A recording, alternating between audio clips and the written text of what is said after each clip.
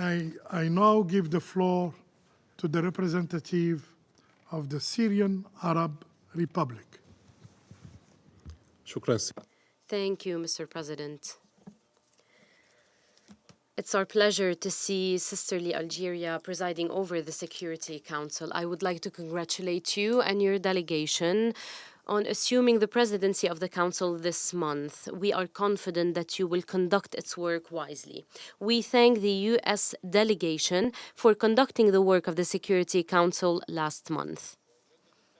Once again, I would like to congratulate Somalia, Pakistan, Denmark, Greece, and Panama, who recently joined the Security Council this month, and wish them success in their endeavors and efforts. I would also like to thank the outgoing members, Japan, Switzerland, Malta, Ecuador, and Mozambique, for their efforts during their membership in the past 2 years. I deliver the statement based on the instructions of the government of Syria. Mr. President, 1 month has passed since the dawn of freedom has broken in Syria. Syrians removed the chains of oppression and reclaimed the freedom of which they were deprived for decades. They got their dignity back, and they are now able to chart their own future and to build a new era to achieve the hopes and aspirations for which they sacrificed so much pure blood. Today, following the victory of the revolution of the Syrian people, the revolution of freedom and dignity, Syria is entering a new era in its history, where all Syrians come together to build a state of freedom, equality, and rule of law, to achieve prosperity and stability, to turn the page of oppression and suffering and human rights abuses.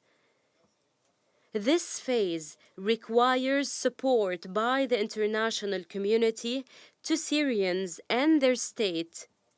This phase requires the support by the international community to Syrians and their state in their quest to build a better future for their country. There was recently a smooth transition of state institutions to the caretaker government, which was established for a period to end by the beginning of next March. With this, the Syrian people has taken the first step on the right track by preserving state institutions and preventing their collapse, knowing full well what disastrous consequences such collapse could lead to, and this is something we have seen in other states. The caretaker government is working on ensuring security and stability, on meeting essential needs and providing essential services. It is preparing for a national dialogue conference to discuss the next phase and establish a transitional government to oversee preparations for national processes, including the drafting of the constitution and the holding of elections. Mr. President, Syrian authorities stressed their commitment to maintain the independence, sovereignty, unity, and territorial integrity of Syria. They also expressed their will to build friendly relations with all UN member states based on mutual respect, constructive cooperation, and shared interests away from the policies of polarization. Syrian authorities also stressed that the new Syria is willing to play a positive role on the international arena. It will be a positive contributor to the promotion of international and regional peace and security, and it will not engage in any conflict or war.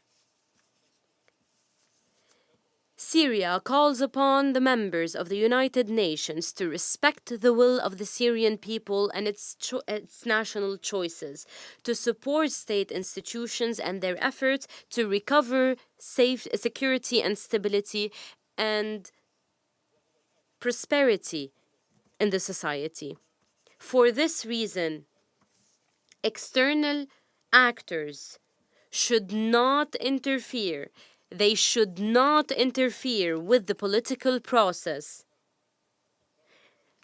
Foreign actors should not seek to achieve gains that go against the interest of the Syrian people and their country. All statements and practices seeking to instigate discord and chaos or threaten civil and societal peace in Syria should stop immediately. And I repeat, should stop immediately. Stop immediately.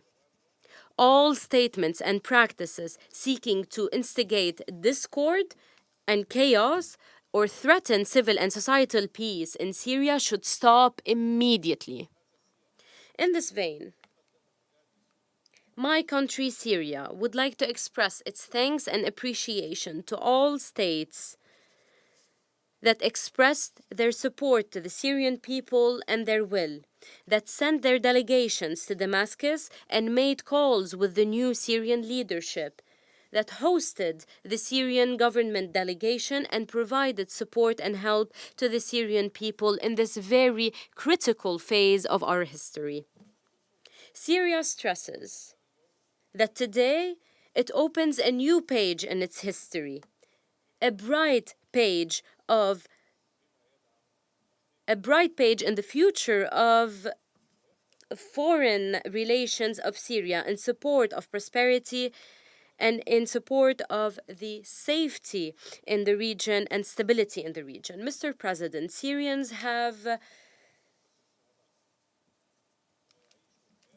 suffered for long years. It is high time they breathed a sigh of relief and lived a dignified life just like other people in the world. It is high time to end the suffering, to enable Syrians to live in security and prosperity, to live a dignified life in their country, to build a better future for their country. For this reason, we call upon the United Nations and its member states to immediately and fully lift the unilateral coercive measures, to provide the necessary financing to meet humanitarian needs and recover basic services, mainly the electricity, to support early recovery projects and livelihood projects and sustainable development, to rehabilitate and reconstruct the damaged services facilities, to ensure demining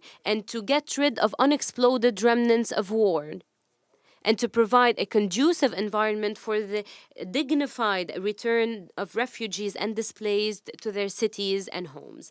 In this vein, we note the expansion by the United States of the scope of exemptions for the unilateral coercive measures imposed on Syria.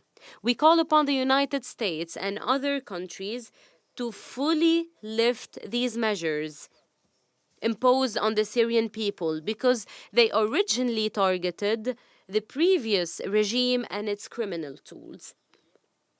Syria believes in the partnership with the United Nations and its member states. It is committed to promoting cooperation with it to improve the living and humanitarian conditions of Syrians, to provide them with basic services, to achieve their aspirations of a present and a future worthy of Syria's civilization, the blood of its martyrs, and the sacrifices of its people. Mr. President, Syria stresses the need to ensure that Israeli occupation entity does not take advantage of the current circumstances to violate Syria's sovereignty in an attempt to impose a new reality through their military incursions to new parts of Syria in Jabal al-Sheikh, Al-Qunaitra Governorate, and other areas. We stress the need to compel Israel to respect the 1974 disengagement agreement and relevant Security Council resolutions, mainly resolutions 242, 338, and 497, and ensure the withdrawal of Israeli forces from areas they have recently entered. The withdrawal of Israeli forces from areas they have recently entered and put an end to their aggressive practices against the people of these areas. It is important to respect the mandates of UNSO and UNDOF. Thank you, Mr. President. I thank the representative of the Syrian Arab Republic for the statement.